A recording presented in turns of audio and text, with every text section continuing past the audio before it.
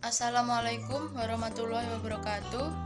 Kami dari kelompok keterampilan observasi akan mempresentasikan hasil diskusi kami yang beranggotakan saya Yesika Nadia dan Rizkyatul Kamilia, Rina Ismatul Hasana, serta Yovanta Amirandi. Outline materinya: 1. Keterampilan observasi. A. Tingkah laku verbal dan nonverbal. B. Pengamatan dan penafsiran. 2. Keterampilan membina hubungan baik dan perilaku dasar yang dibutuhkan. 3. Mendengar aktif. A. Keterampilan mendengar. B. Jenis pertanyaan. C. Bertanya efektif. Keterampilan observasi. A. Tingkah laku verbal dan nonverbal. B. Pengamatan dan penafsiran. Tingkah laku verbal dan nonverbal. Tingkah laku verbal adalah komunikasi yang menggunakan kata-kata, entah lisan maupun tertulis. Melalui kata-kata, perasaan, emosi, pemikiran, gagasan, dan lain-lain bisa diungkapkan. Dalam komunikasi verbal ini, bahasa memegang peranan penting. Bahasa verbal merupakan sarana utama untuk menyatakan perasaan, pikiran, dan maksud kita. Sampai saat ini belum diketahui secara pasti bagaimana bahasa bisa muncul di muka bumi ini. Menurut Larry L. Barker, bahasa memiliki 3 fungsi yaitu penamaan, interaksi, dan transmisi informasi. Mulyana 2007. Komunikasi verbal menyangkut beberapa aspek yakni vocabulary, pembendaharaan kata-kata, phrasing, kecepatan, intonasi suara, humor, singkat dan jelas, serta timing atau ketepatan waktu. Tingkah laku nonverbal. Komunikasi nonverbal adalah komunikasi yang pesannya dikemas dalam bentuk nonverbal atau tanpa kata-kata. Secara otomatis, dalam kehidupan sehari-hari, komunikasi nonverbal selalu dipakai. Komunikasi nonverbal ini dianggap lebih jujur mengungkapkan apa yang mau diungkapkan. Karena lebih bersifat spontan, komunikasi nonverbal dapat berbentuk bahasa tubuh, tanda, tindakan atau perbuatan, objek, dan warna. Macam-macam tingkah laku nonverbal. Yang pertama, bahasa tubuh. Bahasa tubuh bisa mencakup lambaian tangan, raut, ekspresi wajah, kontak mata, sentuhan, gerakan kepala, sikap, atau postur tubuh. Kedua, tanda. Tanda dalam komunikasi nonverbal menggantikan kata-kata, misalnya bendera, rambu lalu lintas, dan sebagainya. Yang ketiga, tindakan atau perbuatan. Tindakan atau perbuatan secara khusus tidak menggantikan kata-kata tetapi mengandung makna. Dan yang keempat, objek. Objek juga secara khusus tidak menggantikan kata-kata tetapi mengandung makna. Yang kelima, warna. Warna untuk menunjukkan suasana emosional, cita rasa, keyakinan agama, politik, dan lain-lain. Pengamatan dan penafsiran. Pengamatan yang dilaksanakan saat terjadinya komunikasi meliputi bentuk verbal maupun nonverbal di mana faktor subjektivitas tidak boleh terjadi di sini. Keseluruhan pengamatan harus objektif sesuai dengan keadaan pasien. Penafsiran adalah merupakan analisis yang disimpulkan oleh komunikan atau konselor berdasarkan hasil observasi dan komunikasi verbal. Dan nonverbal yang merupakan kumpulan kata-kata untuk dirumuskan dalam suatu kesimpulan masalah. Hasil penafsiran ini dalam konseling harus diinformasikan kembali kepada komunikan untuk mencocokkan kesamaan agar tidak terjadi kesalahpahaman dan pemecahan masalah baru dikembangkan dan klien yang berhak untuk menetapkan pilihan jalan keluar terbaik.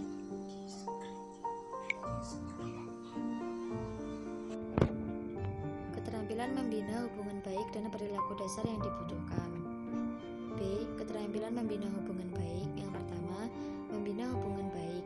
Dalam konseling, bidan yang baik adalah bidan yang selalu berusaha untuk membina hubungan baik dengan klien. dan ini akan terjadi bila ada kerjasama di antara keduanya. Keterampilan membina hubungan baik merupakan dasar dari proses komunikasi interpersonal bidan dengan klien, dengan petugas kesehatan yang lain, tokoh masyarakat, dan sebagainya. Tindakan yang harus dibiasakan sebagai seorang bidan adalah memberikan pujian dan dukungan. Pujian dimaksudkan untuk memberi penghargaan, kekaguman, dan persetujuan atas tindakan yang dilakukan klien.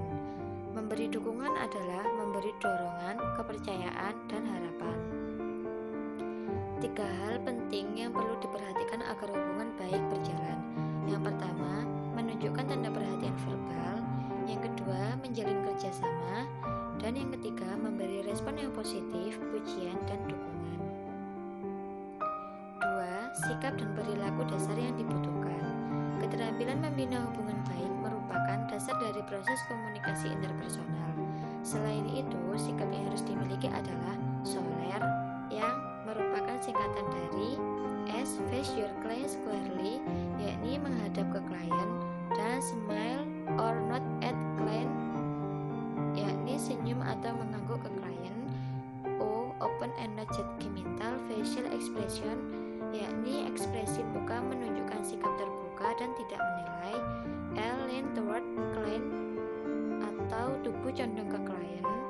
E. Eye contact in a culturally acceptable manner, yakni kontak mata atau tatap mata sesuai cara budaya setempat. R. Relaxed and friendly manner, yakni santai dan sikap bersahabat.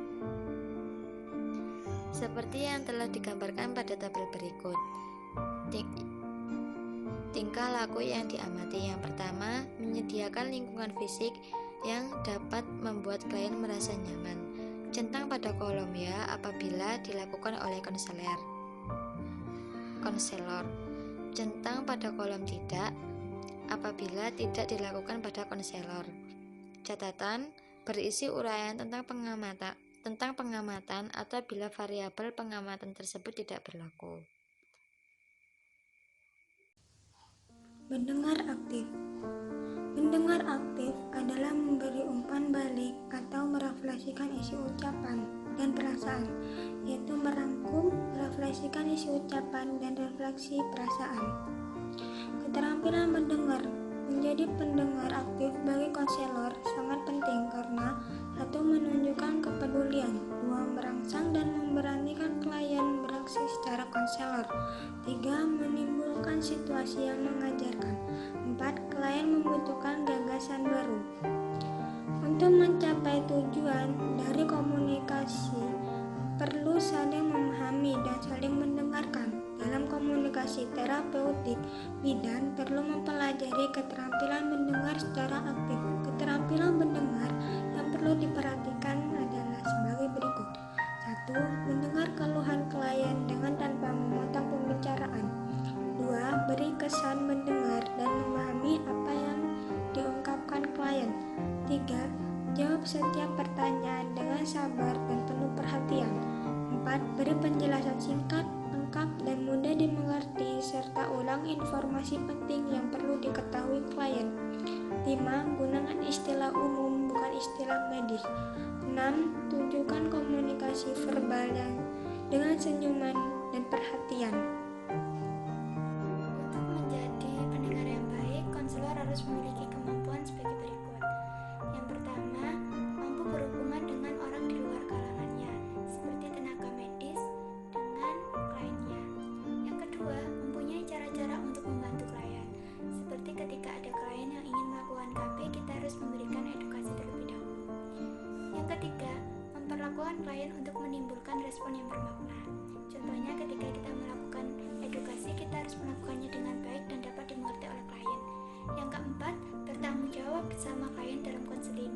Ketika kita melakukan konseling, kita mendapatkan informasi dari klien, maka kita tidak boleh memberikan informasi tersebut kepada orang lain. Keterampilan bertanya efektif.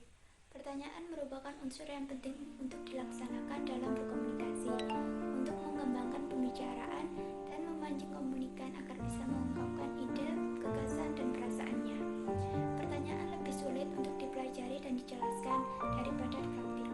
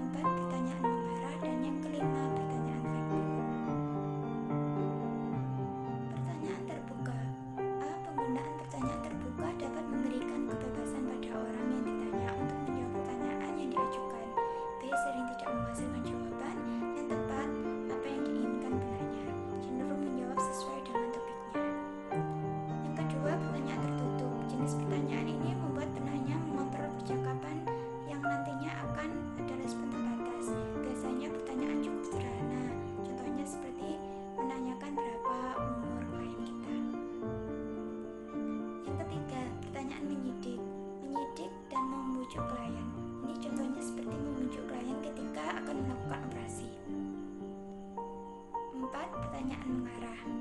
A. Arah pertanyaan. Arah pertanyaan sebaiknya berfokus pada satu arah saja. Yang B. Penekanan persetujuan. Jika ada persetujuan, maka kita harus melakukan pertandatanganan persetujuan terhadap klien, apa yang harus kita lakukan supaya dipersetujui. Yang C. Ketajaman tersembunyi. Yang kelima, pernyataan fiktif. Pertanyaan ini berhubungan dengan perasaan dan emosional, misalnya bagaimana perasaan setelah melakukan operasi. Sekian presentasi